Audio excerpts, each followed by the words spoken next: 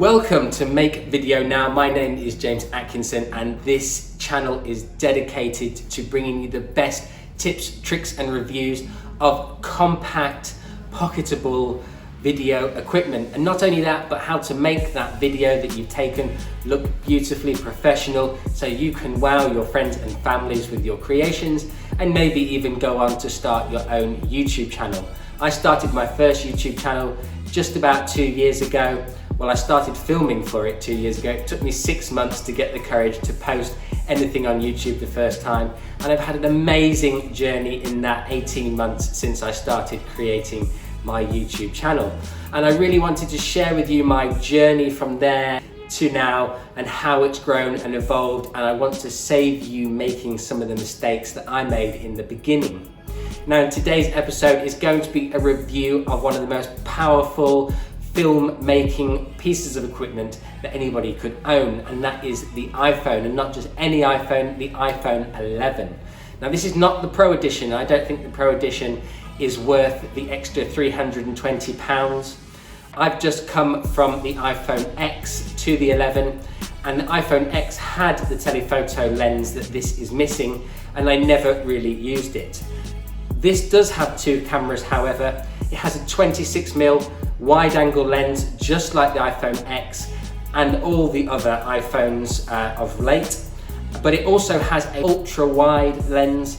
The iPhone and all smartphones are absolutely fantastic tools for capturing your day-to-day life. All of the footage that you see on this video has been edited on the iPhone. None of the audio has been enhanced. None of the visuals have been enhanced. I want you to see it straight out of the camera. Thank you for clicking on and watching this episode. I hope you enjoy it. And if you do, you know what to do. Smash that thumbs up button, subscribe for loads more content, and have a wonderful week. And I'll see you again very soon for another episode of Make Video Now. This is the 26mm lens, handheld, just walking along.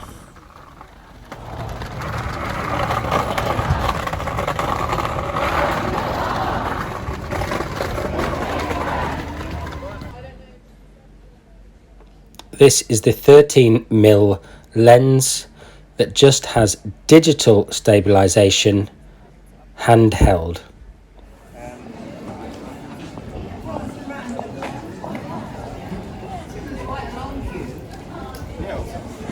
Okay, I'm going to jump in here really quickly and just discuss something that happened while I was filming this particular little clip. If you look up at the image right now, you'll notice that the sky just went black and then like blew out. There was no texture left in the sky whatsoever. So I don't know what that's about. That's nothing to do with the edit. That's the image taken straight from the camera roll, straight into the editing software. And that's what we got, that blown out sky, and it remained like that for the rest of the clip. So just a little bit of something to think about. I think with this 13mm wide angle lens, there is some bugs to fix. I'm sure there'll be a firmware update from Apple at some point, but at this point in time, I'm seeing some strange ghosting and things like that happen when I'm taking these clips. On with the video. This is the 26mm. This is the 13mm. This is the 13mm perspective. This is the 26mm perspective. This is a vlogging test of the iPhone 11 on the 26mm lens, no external audio. Quite like vlogging on the iPhone. It's got that wide angle lens. It's very, very convenient for when you're in that moment and you just want to capture, and it's super light compared to vlogging on a DSLR. This is the ultra wide angle lens on the iPhone 11, 13mm field of view. As you can see, you'll see a lot more of this street around me.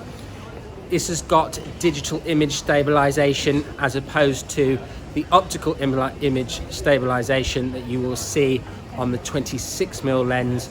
So everything you see in this image is captured and stabilized and enhanced by the software inside the phone. This is the forward facing camera on the iPhone 11, 26mm point of view, 4K 60 still, And sorry if I wasn't looking into the lens then, because you forget the lens is over there when I'm vlogging into the forward-facing camera. Much better quality than the iPhone X could produce in the forward-facing camera. So a really, really useful tool if you want to be able to see yourself and get distracted by looking at your own face. This is the 13mm lens. As you can see, 4K, 24 frames per second. This is 11 o'clock at night.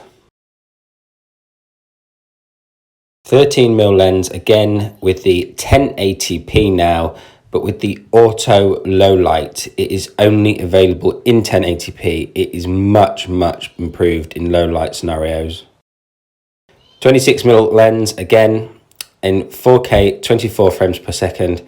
24 frames per second is the optimum for low light performance on any phone or camera. And this is the 26mm lens, 1080p, 24 frames per second. It's actually 30 frames per second, but then the auto low light optimizes it down to 24 frames per second. I'm going to make a video to compare the iPhone X to the iPhone 11, which is coming up on the channel very soon. So don't forget to subscribe so you don't miss that one. And talk to me down in the comments. Tell me how you think the iPhone 11 performed in your eyes. See you again next week.